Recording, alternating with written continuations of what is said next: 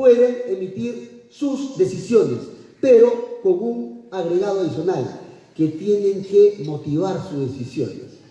Es decir, no basta con que resuelvan en uno o en otro sentido, sino que tienen que explicar las razones de su decisión, tienen que exponer las razones que lo llevaron a adoptar tal o cual decisión, sea, por ejemplo, a favor de la prisión preventiva de un investigado o sea desestimando la prisión preventiva de un investigado.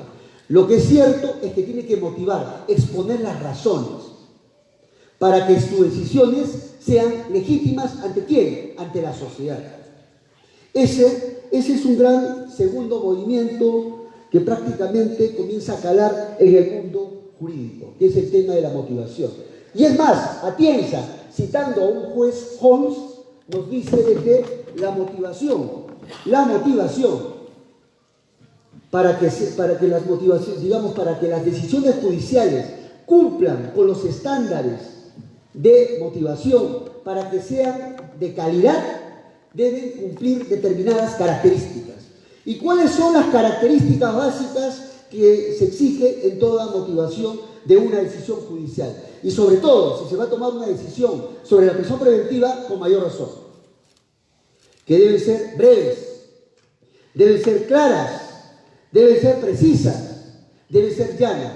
Es decir, con una exposición de los argumentos de manera sencilla.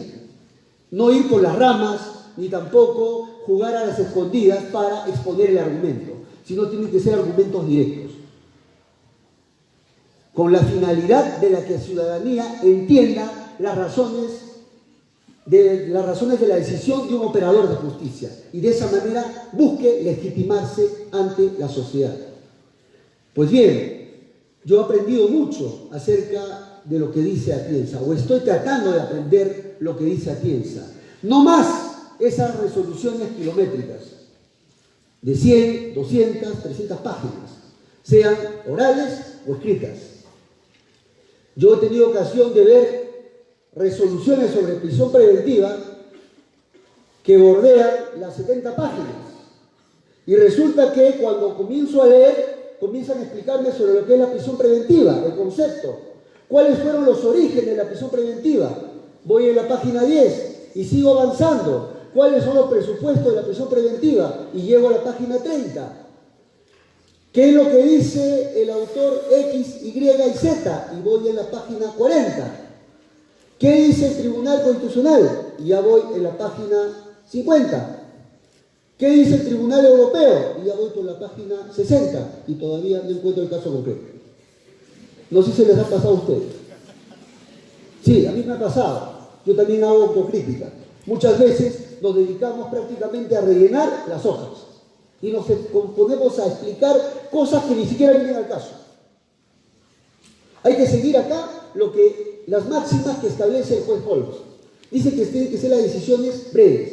¿Saben cuántas páginas que tenían en promedio las ponencias de este famoso juez Holmes? Lo de bueno que hoy en día existe el internet, búsquenlo. Es un gran juez, un filósofo del derecho, que prácticamente un experto en motivación y sobre todo en los esquemas argumentativos.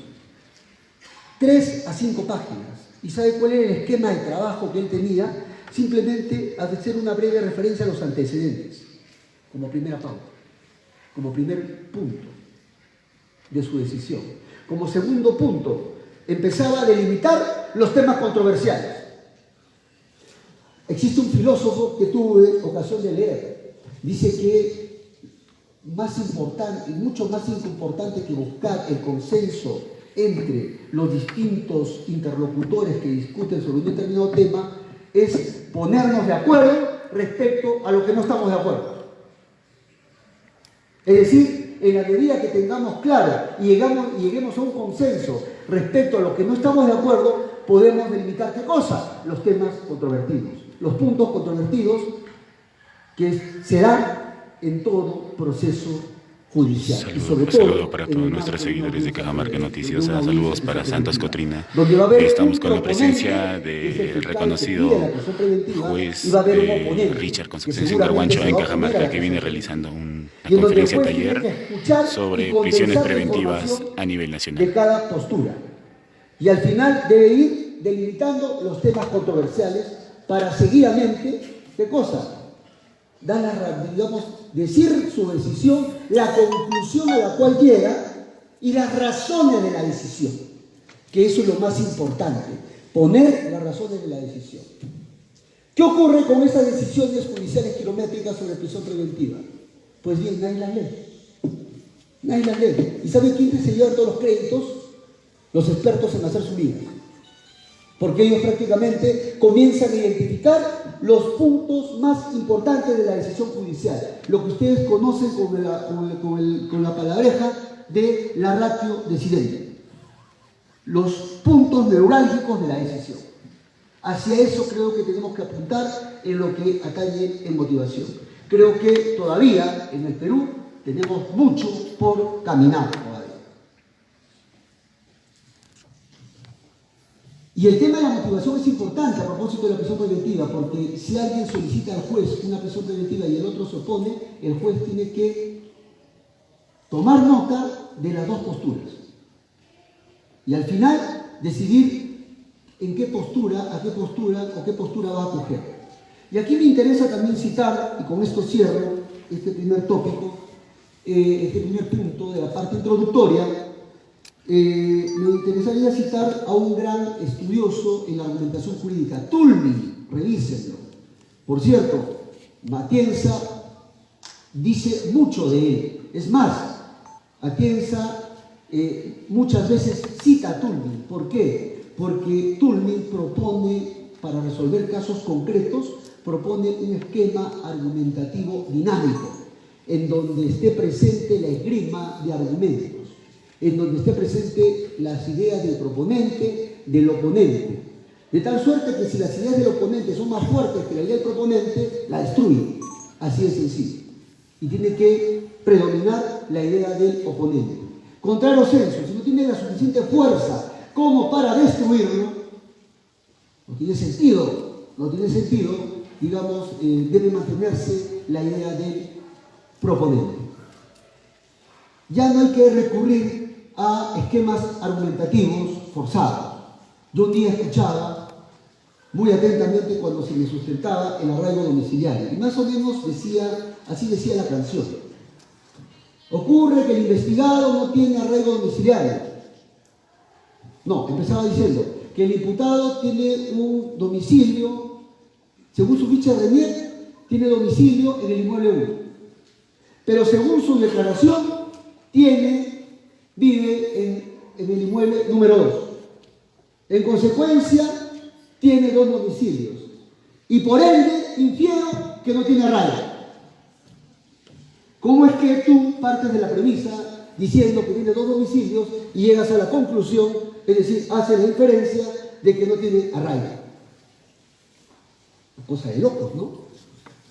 Entonces, lo que yo con esto quiero ponerle de manifiesto, hay que utilizar buenas razones, que eso es lo que propone Atienza, que la conclusión que tú vas a sustentar se sustente en buenas razones. Segundo punto, parte introductoria todavía, tiene que ver con el tema de la aplicación de la prisión preventiva. Pues bien, el tema de la aplicación de la prisión preventiva siempre ha sido un tema controversial. No solamente en los tiempos actuales en el Perú, siempre ha sido controversial desde los tiempos del gran César de Caría y también en los tiempos actuales y en diferentes latitudes. Es decir, siempre ha existido controversia sobre ese tema. Muchas veces opiniones técnicas y otras veces opiniones interesadas para jalar agua a su molino para sus intereses particulares. Yo tan solo presento las dos posturas, gente a favor y gente en contra. Pero sí lo que me interesa destacar es que, por ejemplo, me interesa citar a Cesare Beccaria. Cesare Beccaria es un clásico, pero es un clásico singular, porque escribió este famoso texto de los delitos y de las penas, en donde criticaba cómo funcionaba el aparato de persecución penal y decía que era abusivo, que se volaba todas las garantías. Y él propone de manera alternativa un esquema de respeto a los derechos de los investigados dentro del marco de un proceso penal. Pero a pesar de eso, ¿saben lo que decía Vicaría? Que hay que distinguir dos tipos de delincuencia. Digamos, los delitos comunes, que él llamaba, y los delitos graves. Hoy en día, su equivalente sería la delincuencia o las investigaciones seguidas contra presuntas organizaciones criminales. ¿Qué decía Cesare Beccaria en su tiempo? Él decía de que cuando estemos frente a investigaciones o cuando estemos frente a casos en donde el Estado persiga delitos comunes, las garantías que se reconocen al imputado deben ser amplias, absolutas, en su máxima potencia, porque son delitos comunes. Hay que ser muy escrupulosos en el respeto a los derechos fundamentales. Pero cosa distinta, lo decía Cesare Beccaria, hace mucho tiempo en los delitos y de las penas, ocurre con los delitos graves.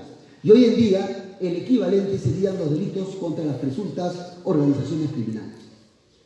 Él decía lo siguiente. Él decía que tratándose de investigaciones sobre delitos graves, las garantías tienen que flexibilizarse. Porque no es lo mismo luchar contra delitos comunes que luchar frente a delitos graves.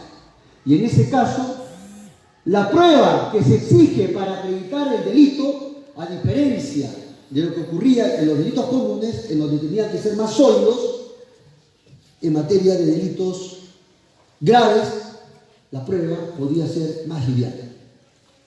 Fíjense lo que decía, no lo digo yo, tan solo lo dice Cesare Beccaria hace un montón de tiempo.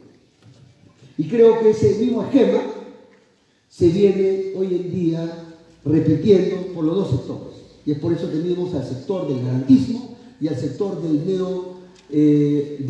la postura antiformalista punitiva penal. Gente a favor y en contra, gente a favor de la prisión preventiva, gente en contra de la prisión preventiva.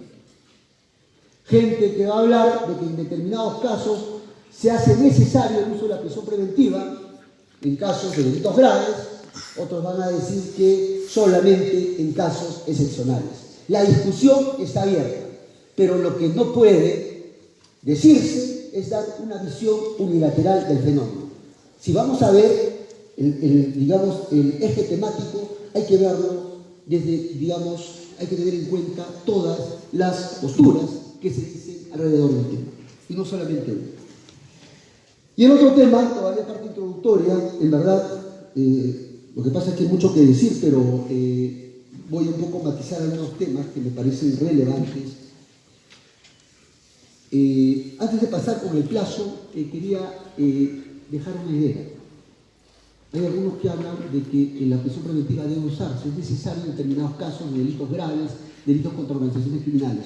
Otros dicen que debe ser de uso, excepcional, en la medida que se cumplan con los estándares. Y aquí quiero permitirme citar a José María Ascenso Mellado. Por ejemplo, José María Ascenso Mellado yo diría que es más partidario de esta postura garantista acerca del uso y aplicación de la prisión preventiva. ¿Y saben lo que dice Ascenso Mellado?